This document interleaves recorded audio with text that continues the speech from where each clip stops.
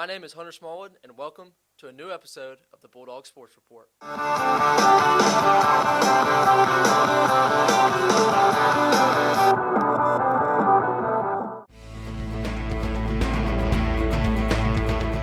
Starting with basketball, and the playoffs are finally here. The girls hosted the Area 1 5A tournament, where they open play with Alberta, beating Alberta, and going on to beat Williamson for the Area 1 title. They host Carroll tonight, February the 13th at 6 p.m. Moving on to the boys played at the Area 1 5A tournament at Williamson, where they also open play with Alberta with a very commanding win. However, they would fall short of Williamson in the area championship, claiming the runner-up title. The boys go to Eufaula and play Saturday the 14th at 3 p.m. Moving on to our current spring sports, last weekend the lacrosse team had several very good wins on their way to being the champion of the Huntington tournament. On Tuesday, the boys tennis team had a very big win over Satsuma. Moving on to Wednesday, the boys soccer team had a very big win over Theodore, winning 6-1. Also on Wednesday, the girls golf team did lose their match to Spanish Fort.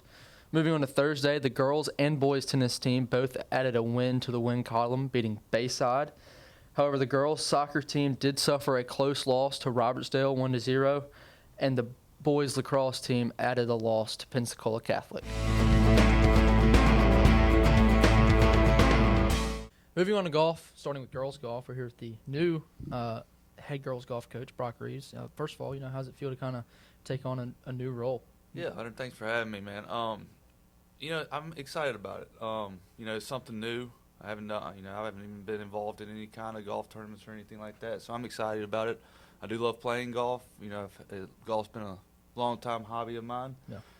So it is something I'm excited about. So we'll see what happens.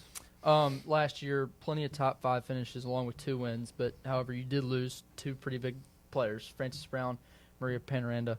Who are you kind of looking to see step up this year? Yeah, so we're actually a very young team. We got 5 middle school girls. Oh, wow. So we got 3 8th graders and 2 7th graders. Jasmine Gwynn is the returning 8th grader. She played on the team last year. Out of the 3, she was the only one back. Yeah. So I expect a lot out of her, especially kind of lead the team and even lead me through it, right? But, at practice and stuff, she's really been getting after it, and it's fun to watch. Looking ahead, season's coming up fast. Kind of tell us a little bit about your first tournament. Yeah, so we're going over the bay to Lake Forest for the Daphne Mardi Gras tournament. So that'll be February 25th.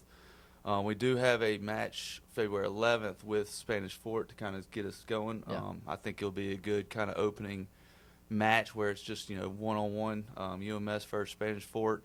That will be at Timber Creek. I think that'll be a good little opener before we get into tournaments. We do have 3 tournaments after the Mardi Gras break. So hopefully we can get going then and qualify for sectionals and keep on moving. Yeah. All right. Well, thanks for taking some time out of your day to stop by, and good luck this season. Yeah, absolutely. I appreciate it. Continuing on with golf, we're here with the head boys golf coach, Coach Brent Daugherty. I want to congratulate you on a very good season last year. You had 2 wins, 3 second-place finishes, along with 2 more top 5 finishes as a team. Moving on to this year, losing Thomas Crane to Troy. Who are you kind of looking to see step up this year? Yeah, we did have a really good season last year, like you said, led by Thomas Crane, but we also had a solid group to help us finish second at state. So those guys were, you and Parker Crabtree and Whit Casey and Henry Brown. So, Thomas is a big void to fill. We do have several people who are very talented that can step in, mainly those 4 who are returning, but we're also looking at the addition of some younger guys, maybe T. Davison, an older new to golf, I would say Tate McAnally. He's a senior, but new to us. Joined the team last year, but he's had some good scores in qualifying so far. So, it'd be interesting to see how the lineup shakes up. But we also have some that were not in the lineup for state, but also were competing all year long. So you got Jackson Stubbs, Lowry Church, to name two of them that have a good shot of filling out our roster this year. So the depth is there. Yeah. So losing one hurt, but we have several who can step in and replace them. So moving on to this season, we host a tournament every year. It's called David Miller Memorial Tournament. Kind of tell us a little bit about that. Yeah, so we typically kick off the season with the largest golf tournament really that we see across the state. It is 19 teams. We invite pretty much 6A and up. Yeah. We do have a few, I think we have one 3A, one 4A, and then everybody else is pretty much 5A, mostly 6A and 7A.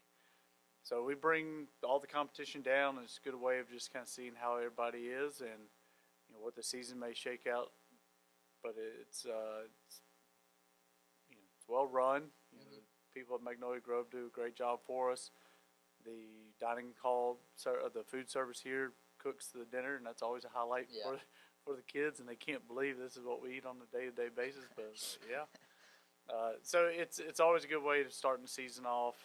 It's still cold weather season, so you never know what kind of delay or course conditions, but it kind of starts that grind of travel season. Where we play down here, then we go up north, and then down here and up north. So we kind of try to bounce around the state. Thanks for stopping by, and good luck this season. Thank you. Thank you for watching this week's episode of the Bulldog Sports Report.